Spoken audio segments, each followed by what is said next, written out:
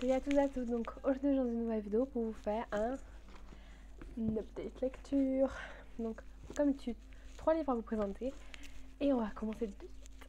Donc le plus ancien livre que j'ai lu, c'est La fille du pusatier de Marcel Pagnol. Je ne garde pas le suspense trop longtemps, ça a été un énorme coup de cœur, j'ai mis 5 sur 5. Voilà, j'ai mis à peu près 5 jours pour le lire, mais si j'avais pu je l'aurais lu d'une traite. Sauf que bon, comme d'hab, c'était en plein cours, enfin blablabla. Donc, en fait, c'est pour l'instant mon livre préféré que j'ai lu de Marcel Pagnol. Vous savez que c'est un de mes auteurs préférés, à juste titre. Et je m'en doutais que celui-ci allait être un gros coup de cœur parce que j'avais vu le film avant de lire le livre et le film c'est un de mes films préférés. Donc comment vous dire que j'étais un petit peu sur la voie quoi. Mais de lire Marcel Pagnol c'est quand même quelque chose. Donc ceci explique cela. Donc au niveau de l'histoire, c'est une histoire des plus simples. Marcel Pagnol fait toujours des histoires très simples, avec une problématique, mais des histoires plutôt simples. On se retrouve dans la France des années 30, fin des années 30, donc au début de la Seconde Guerre mondiale par là. Bon, c'est pas du tout le sujet. Hein. Donc on suit Pascal, qui est le père d'une énorme fratrie de jeunes filles, qui élève seule ces jeunes filles. Et nous suivons particulièrement Patricia, qui va rencontrer Jacques Mazel, un homme riche, alors qu'eux ils sont pas très riches, ils sont des paysans. Son père il est pusatier, donc voilà, c'est lui qui fait vivre sa famille. Il va y avoir une histoire entre les deux, puis plein de choses vont se passer, mêlées à tout ça, les mœurs. J'ai adoré.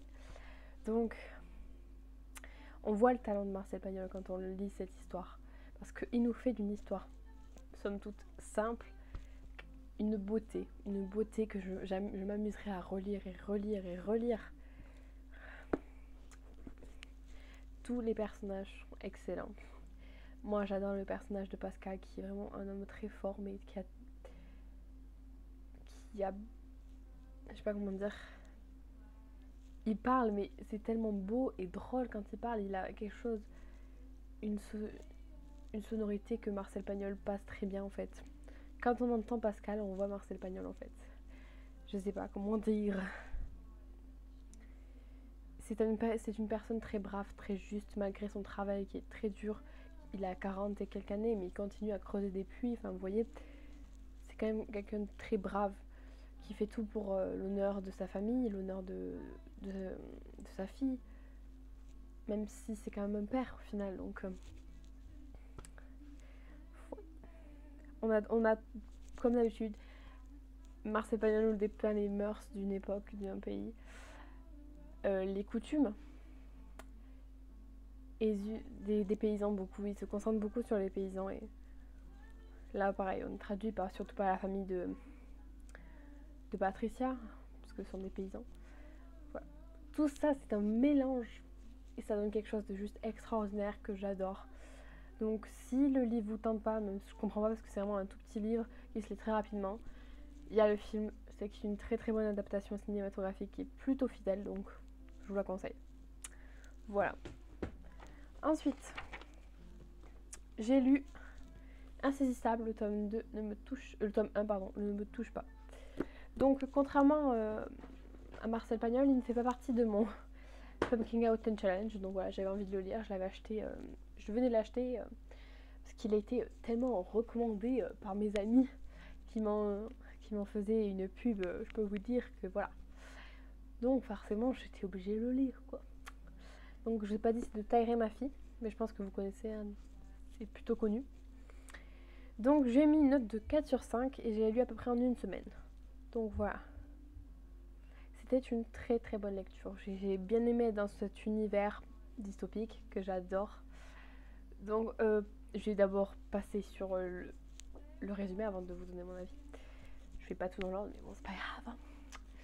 Donc au niveau du résumé on se retrouve projeté dans le futur. Il y a une sorte de catastrophe,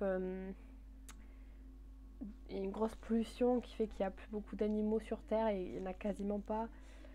La population était bien réduite par toutes les maladies, etc.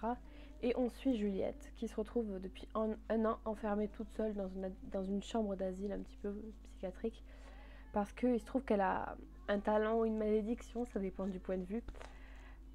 Lorsqu'elle touche quelqu'un, elle peut le tuer, donc son toucher est mortel. Et vous vous doutez bien que dans des temps troublés, comme cette société à cette époque-là, Juliette va vouloir être l'objet, un objet, une sorte d'arme que veulent certaines personnes. Non.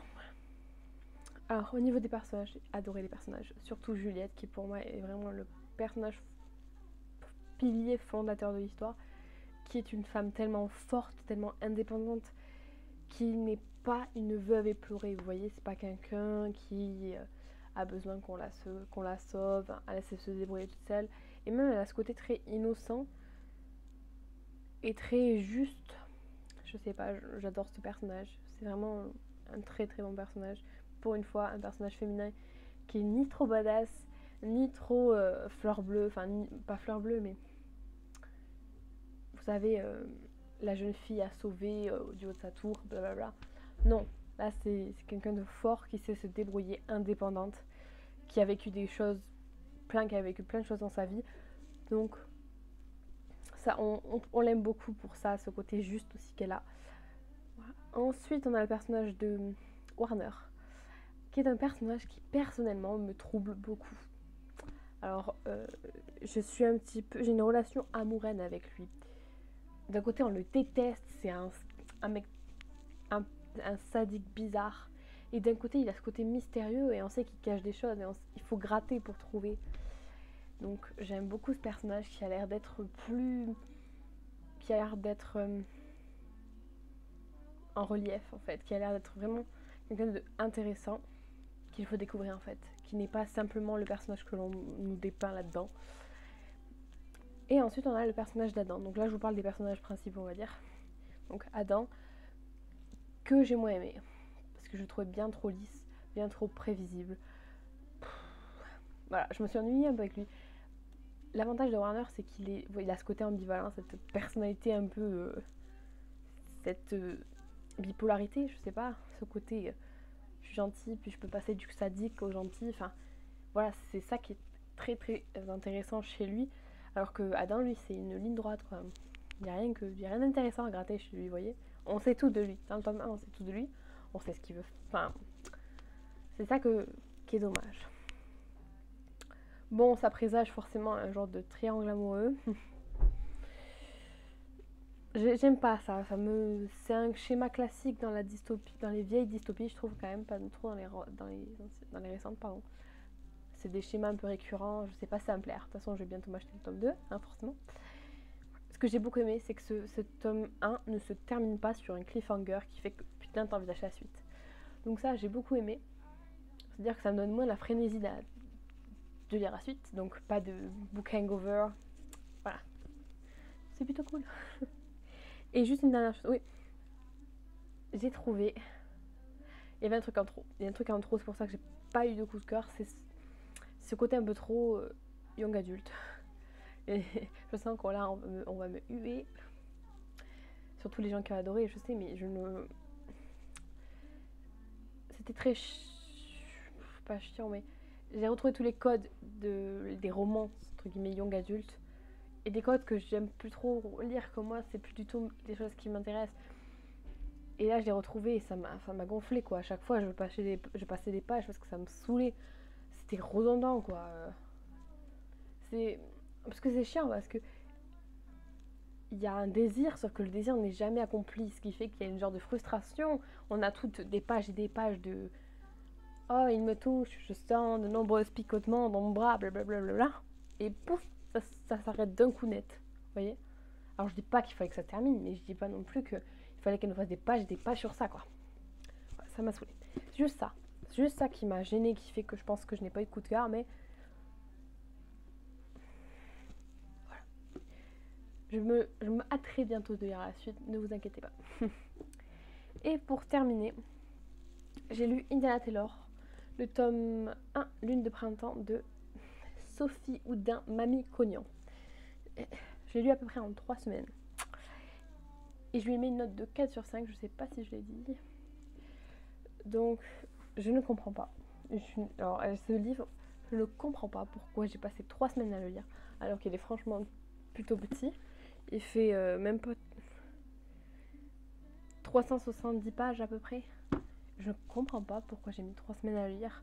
L'histoire est très sympa, très bien construite. J'adore le personnage de Indiana Taylor. Donc je ne comprends pas pourquoi je l'ai lu en 3 semaines. Donc avant de vous donner un avis un peu plus global, je vais vous faire le résumé.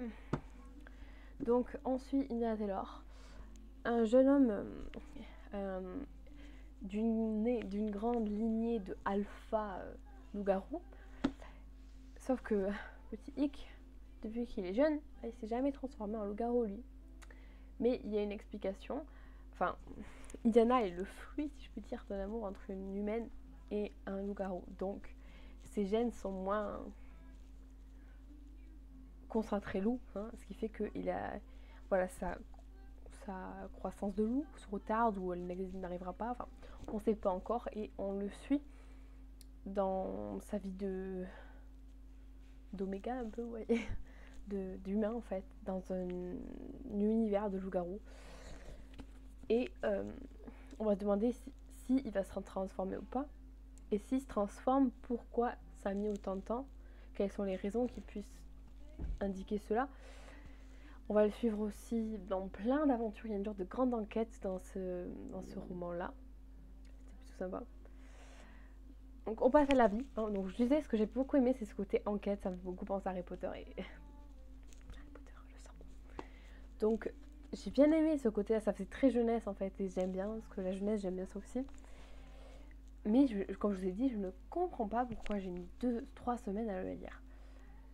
Il me donnait pas spécialement envie peut-être. Je comprends pas parce que j'adore les personnages, j'ai beaucoup aimé l'histoire. Il y a pas mal d'action dans ce roman qui rythme aussi l'histoire. Donc voilà. Bon, ça n'a pas été un coup de cœur, mais c'était vraiment une très bonne lecture. Et vu que j'ai la suite, je m'y attellerai bientôt. Sauf que vu que j'ai mis autant de temps, je me freine un peu à me savoir pourquoi. Et je n'arrive pas à mettre le doigt dessus. Et ça me perturbe fortement. Donc voilà. Ah là là. Bref. Donc c'est tout ce que j'ai à vous dire pour cette vidéo. Je fais de gros bisous. À une prochaine vidéo. Bye.